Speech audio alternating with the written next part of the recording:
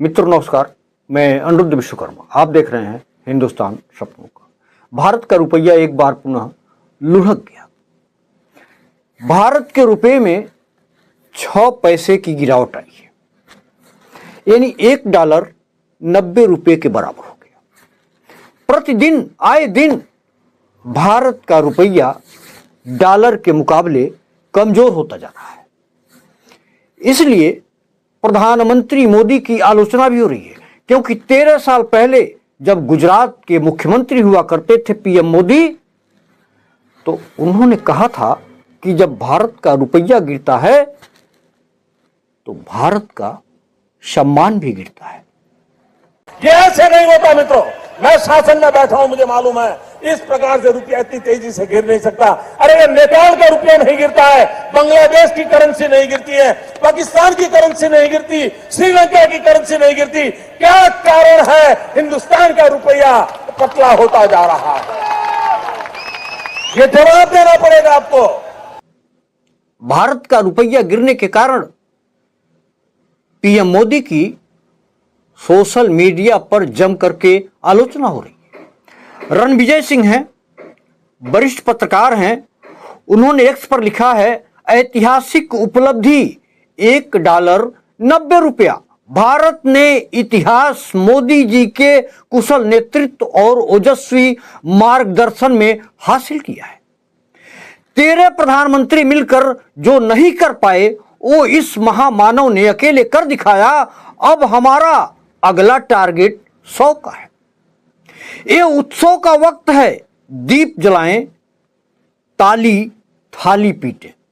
आगे उन्होंने लिखा है, ऐतिहासिक जो भारत का कोई प्रधानमंत्री नहीं कर पाया वो हमारे मोदी जी ने कर दिखाया। देश हित में डॉलर के मुकाबले रुपए को 90 के पार पहुंचा दिया।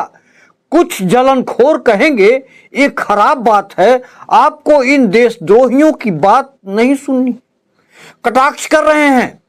वहीं राजद की प्रवक्ता कंचना यादव ने कहा है कि अरे ओ मोदी जी पतला हो गया।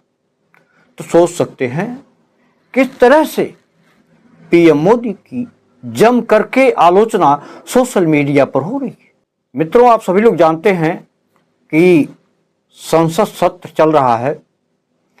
संसद सत्र सुचारू रूप से कांग्रेस के शासन में भी नहीं चल पाया और बीजेपी के शासन में भी नहीं चल पा रहा है, क्योंकि बीजेपी यदि विपक्ष में रही तो कांग्रेस का शासन रहा।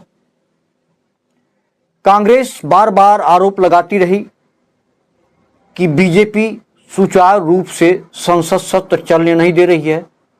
अब उसी संसद सत्र को जब बीजेपी केंद्र में है तो कांग्रेस पर आरोप लगा रही है कि कांग्रेस सुचारू रूप से संसद सत्र चलने नहीं दे रही। रेणुका चौधरी एक कुत्ता, उनका पालतू कुत्ता था, वो लेके आई थी।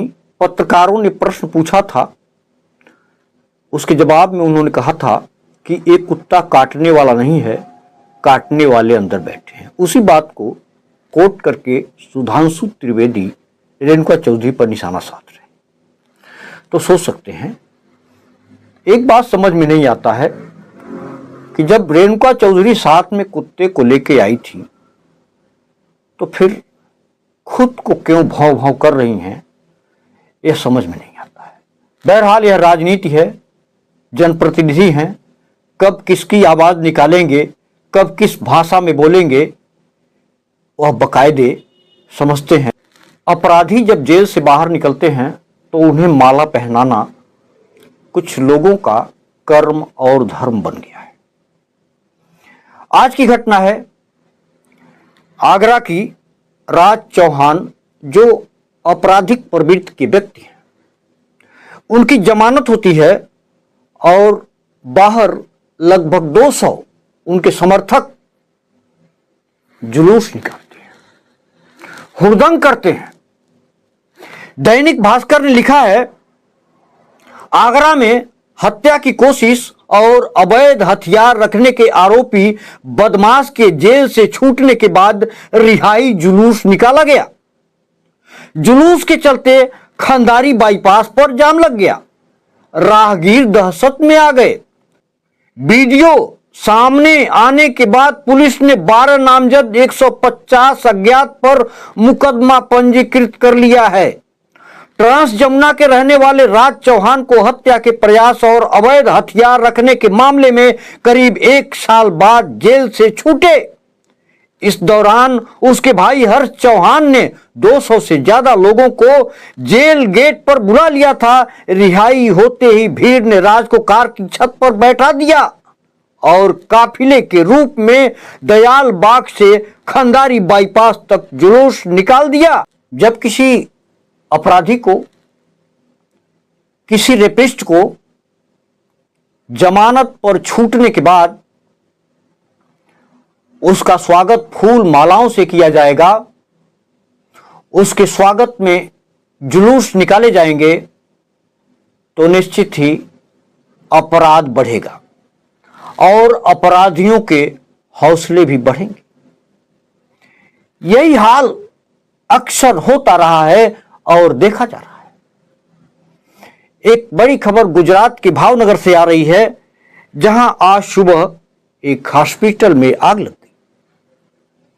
आए दिन जिला अस्पतालों में आग लगने की घटनाएं सुनाई देती।